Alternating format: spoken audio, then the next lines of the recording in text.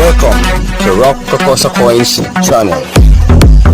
Let's begin the video. Tayo kung ano ang mga probinsya sa bawat regions sa buong Pilipinas. From regions 1 to 16 including NCR. Region 1 consists of 4 provinces and 8 cities, namely the province of Ilocos Norte, Ilocos Sur, La Union, and Pangasinan, and the cities of Dagupan, San Carlos, Alaminos, and Urdaneta in Pangasinan, Lawag in Ilocos Norte, Vigan and Candon in Ilocos Sur, and San Fernando City in La Union.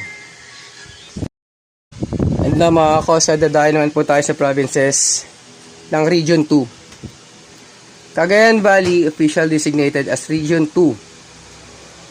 It is an administrative region in the Philippines occupying the northeastern section of Luzon. It covers 5 provinces, namely Batanes, Cagayan, Isabela, Nueva Vizcaya, and Quirino. The regional center is the city of Tuguegarao. Ngayon mga kosa, dadako naman tayo sa probinsya ng Region 3. Region 3 comprises with the 7 provinces in the central plain of Luzon, namely Aurora, Bataan, Bulacan, Pampanga, Nueva Ecija, Tarlac, and Zambales. It has a total land area of 2,147,035 hectares. Ngayon po mga kosa, dadako po tayo sa Regions 4A or the Calabar Zone. It is composed of 5 provinces, namely Cavite, Laguna, Batangas, Rizal, and Quezon. Region 5. What are the provinces of Region 5? The NIA Region 5, also known as Bicol Region, consists of 6 provinces, namely Albay, Camarines Norte, Camarines Sur, Sorsogon, and the island provinces of Catanduanes and Masbate. Geographically, Bicol Region itself has a total land area of 17,362 square kilometers. Region 6. The Western Visayas region is composed of 6 provinces, namely Aklan, Antique, Capiz, Iloilo, Guimaras, and Negros Occidental. It is subdivided into 18 congressional districts. Ngayon dadako po tayo sa Region 7 or the Central Visayas. It is the central part of the Visayas Island Group.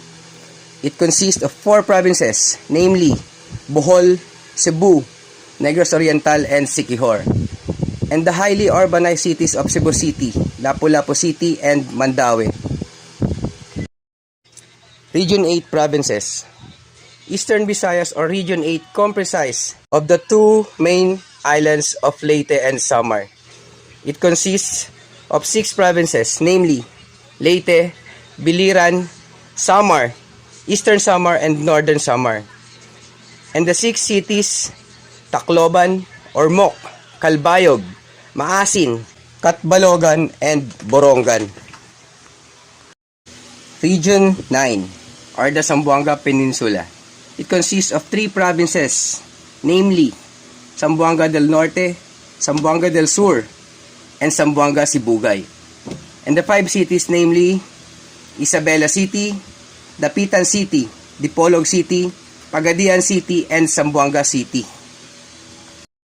Region 10 provinces, namely Bukidnon, Camiguin, Lanao del Norte, Misamis Occidental, and Misamis Oriental, as well as highly urbanized cities. The regional center is the city of Cagayan de Oro. It is Region 11 or the Davao Region, consisting of 5 provinces, namely Davao del Sur, Davao del Norte, Davao Oriental, Davao de Oro, and Davao Occidental. Region 12. Region 12 covers 4 provinces, namely Cotabato, Sarangani, South Cotabato, and Sultan Kudarat, as well as 1 highly urbanized city, the General Santos, and the independent component city of Cotabato. The regional center is the city of Coronadal. Region 13, or the Caraga region in the Philippines, occupying the northeastern section of Mindanao. It covers 5 provinces, namely Agusan del Norte, Agusan del Sur, Dinagat Islands, Surigao del Norte, and Surigao del Sur. Region 14. The region comprises 6 provinces, namely Abra, Apayao, Benguet, Ifugao, Kalinga, and Mountain provinces. Region 15. It covers 5 provinces, namely Basilan, Lanao del Sur, Maguindanao, Sulu, and Tawi-Tawi. Now, what is the Region 15 in the Philippines?